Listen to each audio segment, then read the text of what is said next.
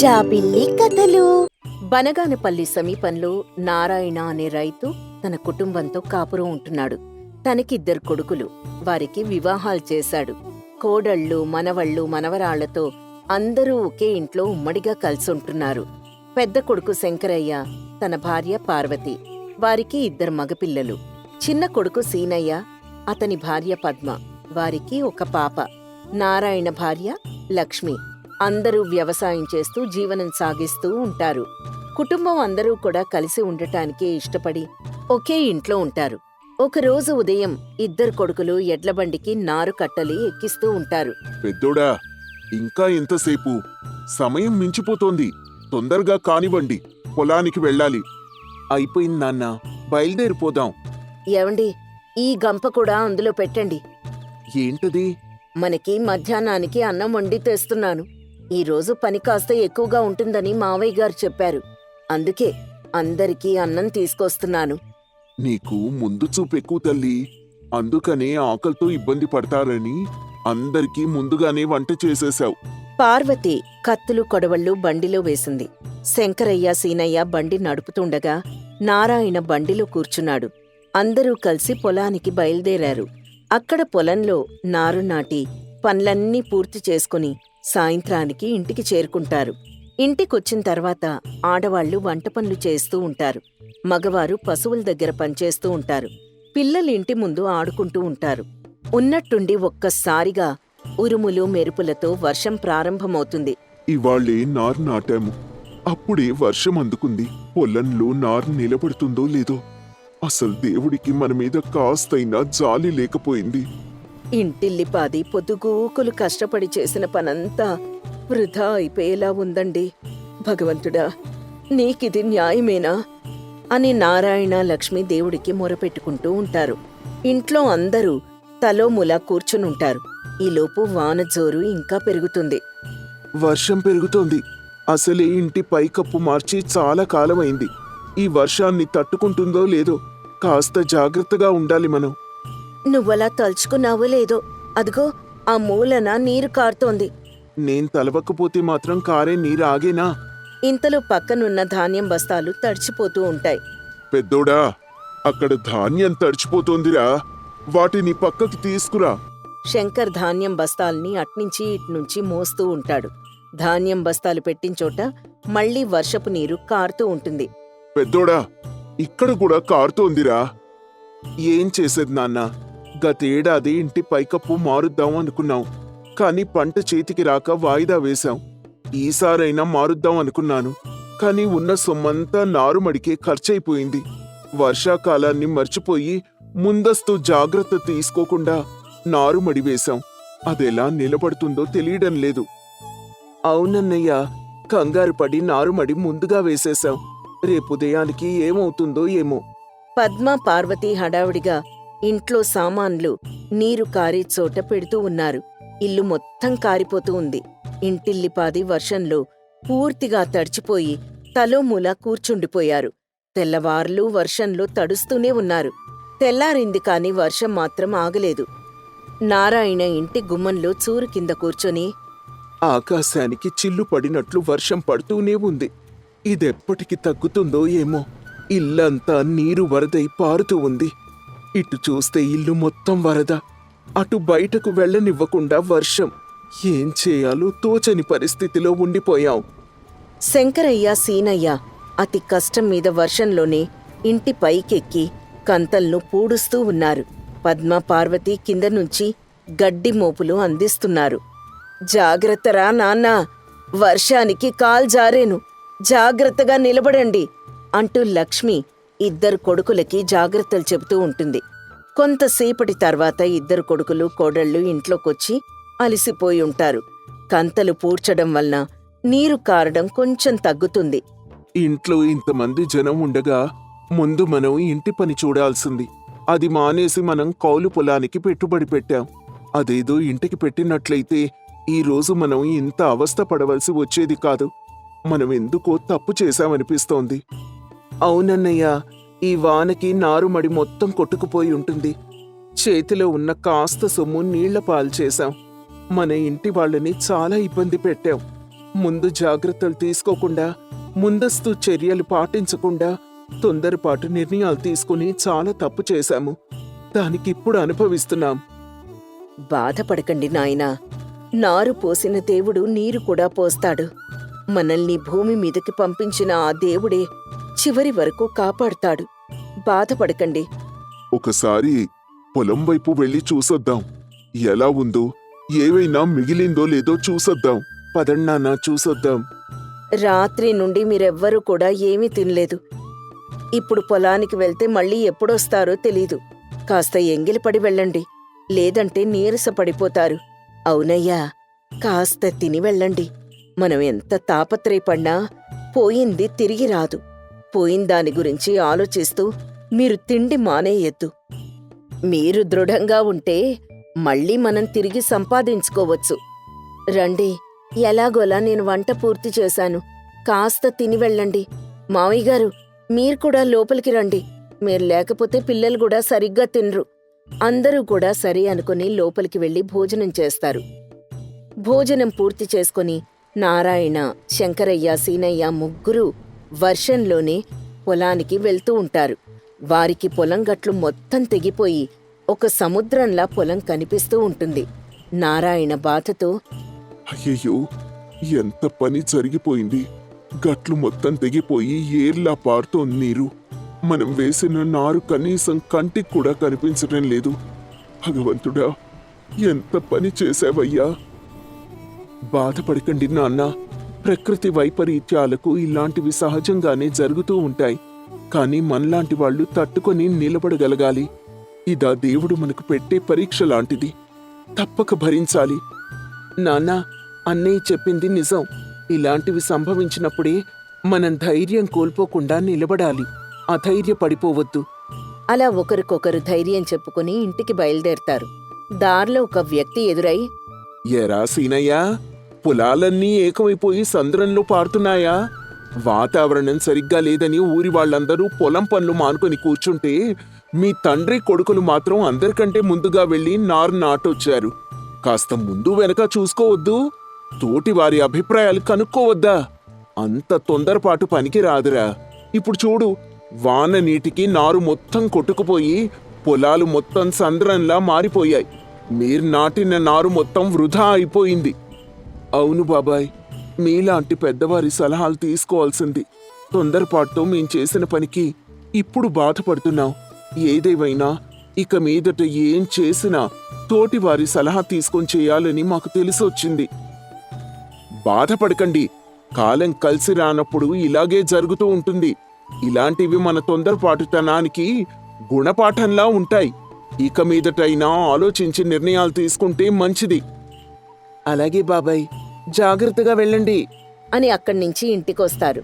ఇంటికి రాగానే పద్మ, పార్వతి ఎదురొచ్చి, ఏవండి, ఏమైంది? మన పొలం సరిగ్గా ఉందా? ఎవ్వరూ ఏం మాట్లాడకుండా నిశ్శబ్దంగా ఉంటారు. తను అడుగుతుంటే సమాధానం చెప్పకుండా మౌనంగా ఉంటారేంటండి? ఏం జరిగింది? అంతా గంగ పాలైపోయింది తల్లి. మన చేలు మొత్తం నీటితో నిండిపోయాయి. నారుమడి మొత్తం కొట్టుకుపోయింది. పొలంలో నీళ్లు పోయేసరికి చాలా సమయం పడుతుంది. ఈ వర్షం మనల్ని, మన జీవితాల్ని నిండా ముంచేసింది. ఇల్లు బాగు చేసుకోవడానికి దాచిన సొమ్ము సైతం పొలానికి పెట్టుబడిగా పెట్టాం. అంతా నీటి పాలైపోయింది. కనీసం ఇల్లు బాగు చేయించుకున్నా ఈరోజు ఈ బాధలు కాస్తైనా తగ్గేవి. అవునక్కా, కనీసం ఇల్లు బాగు చేయించుకున్నా మనం ప్రశాంతంగా ఇంట్లో ఉండేవాళ్లం. ఇటు ఇది కాలేదు, పెట్టుబడి పెట్టి చేసిన పొలము కూడా దక్కలేదు. మన ఈ కష్టాలు తీరాలంటే ఇంకా ఎంతకాలం కష్టపడాలో తెలియడం లేదు. బాధపడకండి. మన కష్టాలు త్వరలోనే తీరుతాయి. ఇప్పుడు నష్టం వాటిల్లిందంటే త్వరలో లాభం రాబోతోందని అర్థం. ప్రతి కష్టం వెనుక లాభం పొంచి ఉంటుంది.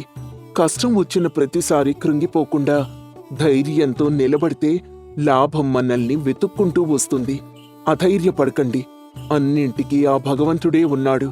అవునన్నయ్యా, మన కష్టాలు తీరి సుఖపడే యోగం త్వరలో రావాలని కోరుకుంటున్నాను. మన కష్టం చూసి మన తల్లిదండ్రులు చాలా బాధపడుతున్నారు. మనల్ని కట్టుకున్నవారు, మనం కన్న పిల్లలు కూడా కష్టాన్ని అనుభవిస్తున్నారు. ఆ దేవుడి దయ వల్ల నువ్వన్న ఆ లాభం త్వరగా వస్తే బావుండు. ఇలా శంకరయ్య, సీనయ్య, పద్మ, పార్వతి ఒకరికొకరు ధైర్యం చెప్పుకుంటూ ఉంటారు. ఇది గమనించిన లక్ష్మి నారాయణ దగ్గరికి వెళ్ళి, ఏమండి, మన పిల్లలు, వారి భార్యలు ఇలా ఒకరికొకరు ధైర్యం చెప్పుకుంటున్నారు.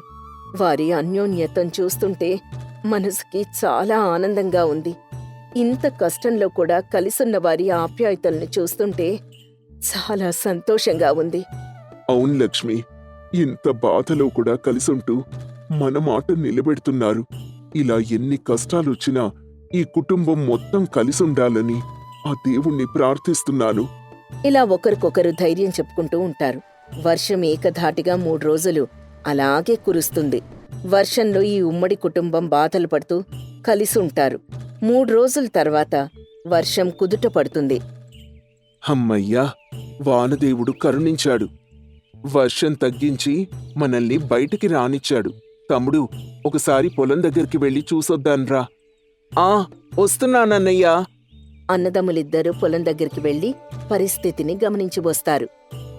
శంకరా, ఏం జరిగింది? నీరు తగ్గిందా? మళ్ళీ మనం వ్యవసాయం చేయవచ్చా? నీరైతే తగ్గింది గాని మళ్ళీ మనం వ్యవసాయం మొదలు పెట్టాలి అంటే పెట్టుబడికి సరైన సొమ్ము లేదు నాన్న. దాని గురించి ఆలోచిస్తున్నాం. ఉన్న సొమ్మంతా నారుమడికి ఖర్చు చేసేశాం. ఇప్పుడు మళ్ళీ ఎక్కడైనా అప్పు తెద్దాం నాన్న. పద్మ, పార్వతి అక్కడికొస్తారు. అసలే వర్షం ధాటికి చాలా నష్టపోయి ఉన్నామండి. మళ్ళీ అప్పు తెచ్చి భారం పెంచొద్దు. నా నగలున్నాయి కదా, అవమ్మేసి వ్యవసాయం మొదలు పెడదాం. మనం సంపాదించిన తర్వాత మళ్ళీ కొనుక్కుందాం. అవునండి, నావి కూడా నగలు తీసుకెళ్లి వ్యవసాయానికి కావలసిన సామాగ్రి తీసుకురండి. తోడి కోడళ్ల అన్యోన్యతకు లక్ష్మీనారాయణ మురిసిపోతారు.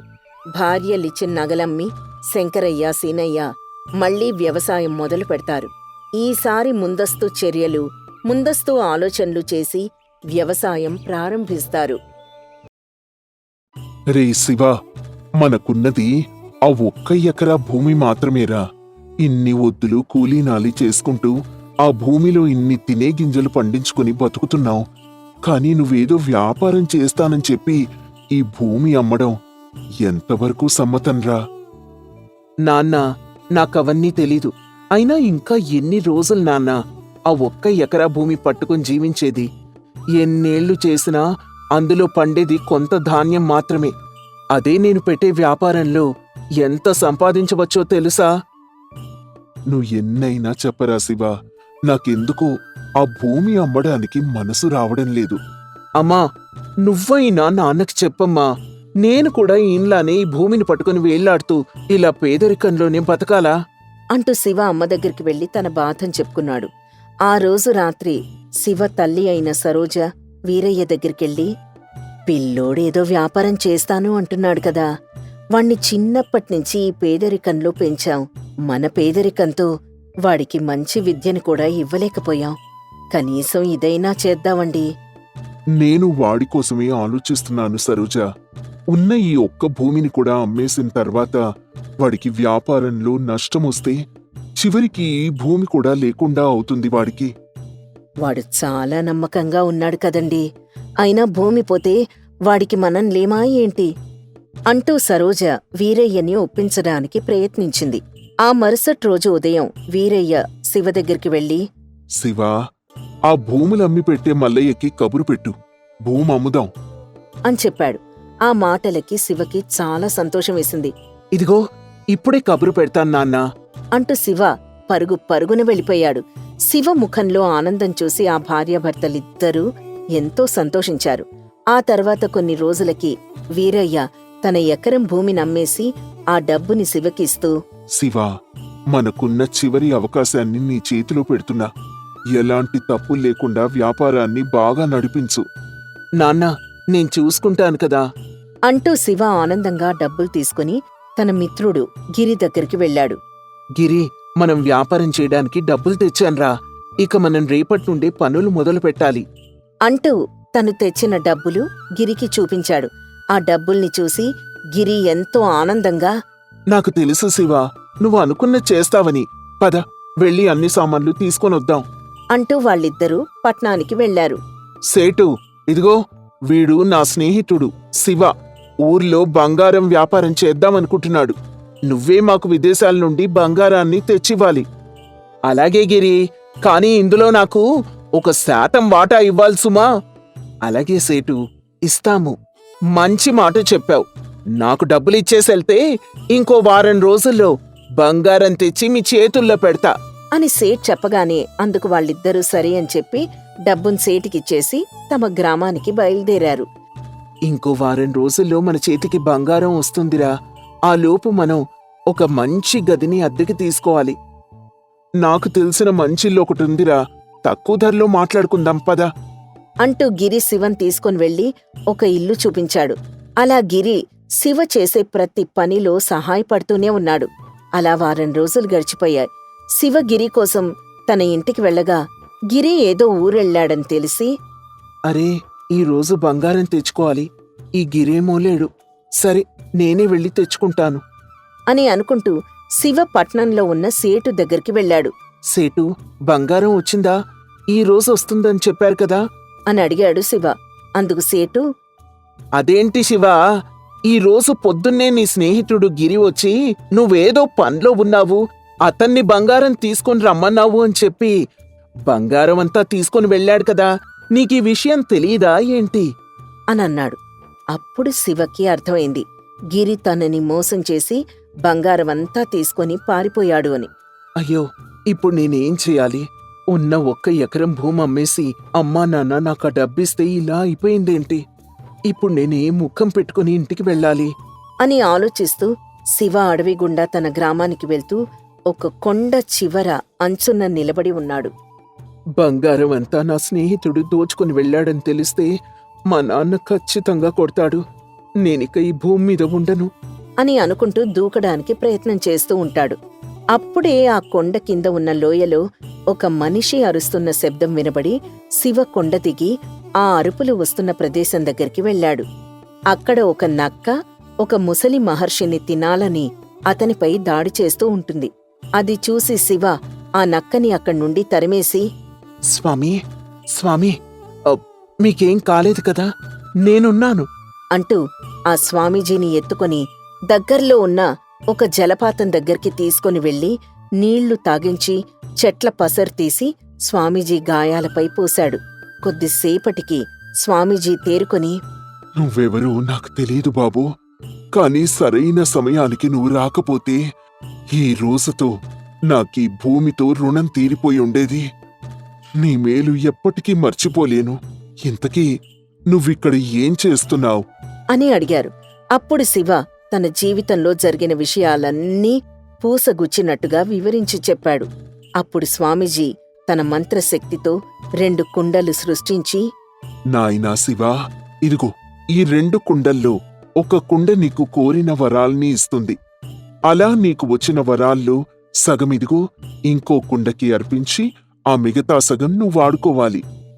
ఈ కుండ నీ సంవత్సరంలో 1 రోజు మాత్రమే, అంటే నువ్వీ రోజు వరం అడిగితే మళ్ళీ వచ్చే సంవత్సరం ఇదే రోజు అడగాలి అంటూ స్వామీజీ చెప్పాడు.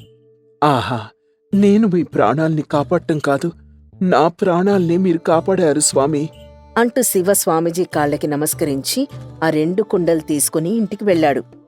శివా, బంగారం తెచ్చావా నాయనా? ఈ కుండలేంట్రా అంటూ అనుమానంగా అడిగింది సరోజ. అప్పుడు శివ, ఇవా అమ్మా, వీటి గురించి తర్వాత చెప్తాను కాని నాకు 1 నిమిషం సమయం ఇస్తే మీకు బంగారం చూపిస్తాను అని చెప్పి శివ ఆ 2 కుండలు తీసుకుని గదిలోకెళ్లి తలుపులు మూసుకొని ఒక కుండకి నమస్కరించి, స్వామి, నాకు బంగారం కావాలి అంటూ తన కోరికని చెప్పాడు. వెంటనే ఆ కుండలో బంగారం వచ్చింది. అది చూసి శివ ఎంతో సంతోషించి ఆ కుండలో నుండి సగం బంగారం బయటికి తీసి 2వ కుండలో వేశాడు.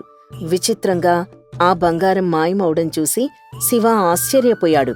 మిగిలిన బంగారం తీసుకుని తన తల్లి తండ్రి దగ్గరికి వెళ్లి, అమ్మా, ఇదిగో అమ్మా, నేను తెచ్చిన బంగారం. ఇంకెందుకు ఆలస్యం చేస్తున్నావురా? వెళ్ళివన్నీ కొట్టుకోసం అద్దెకి తీసుకుని ఇంట్లో పెట్టు సరే అమ్మా అంటూ శివ ఆ బంగారాన్ని తీసుకెళ్లి కొట్లో పెట్టాడు. అలా కొట్టును నడిపిన సంవత్సరం తర్వాత శివ మళ్ళీ ఆ కుండల దగ్గరికి వెళ్లి స్వామి నాకీ కుండ నిండా డబ్బులు కావాలి అని అడగ్గా ఆ కుండ నిండా డబ్బులొచ్చాయి. మళ్ళీ ఆ డబ్బుల్లో సగం డబ్బులు తీసి రెండో కుండలో వేసి మిగతా డబ్బు తీసుకుని వెళ్ళిపోయాడు. అలా శివ ఆ మాయా కుండల్ని ఉపయోగించి బాగా డబ్బులు సంపాదిస్తూ ఆ డబ్బులతో జల్సాలు చేస్తూ ఉన్నాడు. అది చూసిన అతని తల్లిదండ్రులు, అరే శివా, నీ వ్యాపారంలో డబ్బులు బాగానే వస్తున్నాయి కానీ నువ్వా డబ్బులతో ఇలా జల్సాలు చేయడం బాలేదురా. అవును శివ, మాకోసం మనం అమ్మిన భూమిని మళ్ళీ కొంటావా అని అడిగింది తల్లి సరోజ. అందుకు శివ, అమ్మా మనకి భూములు కొనాల్సిన అవసరం ఏముంది చెప్పు. అసలు గట్టిగా మాట్లాడితే ఈ వ్యాపారం చేయవలసిన అవసరం కూడా లేదు. సరే మీరు అడిగారు కాబట్టి కొంటాను అని చెప్పి శివ మళ్ళీ ఆ ఎకరం భూమిని కొనుగోలు చేశాడు. తర్వాత కొన్ని రోజులకి శివకి ఒక ఆలోచనొచ్చింది. అవును, అసలు ఈ కుండ నాకు ప్రసాదించిన దాంట్లో సగం ఆ కుండలో ఎందుకు వేయాలి? మళ్ళీ ఆ సగం వరాలతో నేను వచ్చే సంవత్సరం వరకు ఎదురు చూడాలా అని అనుకొని కుండలో నుండి పొందిన డబ్బుని నగల్ని ఏవీ కూడా ఇంకో కుండలో వేయడం మానేసి ఆ డబ్బులతో కూడా జల్సాలు చేస్తూ ఉన్నాడు. మరుసటి సంవత్సరం శివ ఆ కుండ దగ్గరికి వెళ్లి వరం అడగ్గా ఆ కుండలో నుండి ఏమీ రాలేదు. ఏంటి ఈ కుండ మాయలు పనిచేయటం లేదా? దీని శక్తి అయిపోయిందా ఏంటి? నేను వెంటనే వెళ్లి స్వామీజీని కలవాలి అని అనుకొని స్వామీజీ దగ్గరికి వెళ్లి, స్వామీజీ, ఈ కుండ శక్తులు తగ్గిపోయాయి, నాకు వేరే కుండ ఇవ్వండి అని అడిగాడు. అప్పుడు స్వామీజీ జరిగిన విషయాల్ని తన దివ్య దృష్టితో చూసి, శివా, నేనీ కుండల్ని నీకు బహూకరించింది ఎలాంటి స్వార్థం లేకుండా నీ ప్రాణం అడ్డుపెట్టి నన్ను కాపాడినందుకు. కానీ ఇప్పుడు స్వార్థంతో ఆలోచించి నువ్వు పొందిన దానిలో సగం ఈ కుండలో వేయలేదు. అంటే నీలో స్వార్థం పెరిగింది. స్వార్థం ఉన్నవాళ్లు ఇది పొందడానికి అర్హులు కారు అని చెప్పాడు. శివ ఎంతగా ప్రాధేయపడ్డా కూడా స్వామీజీ వినలేదు. దాంతో తన స్వార్థం వల్ల ఆ మాయా కుండలు పోగొట్టుకుని చివరికి మళ్లీ తన ఎకరం పొలంలో వ్యవసాయం చేసుకుంటూ బతికాడు శివ.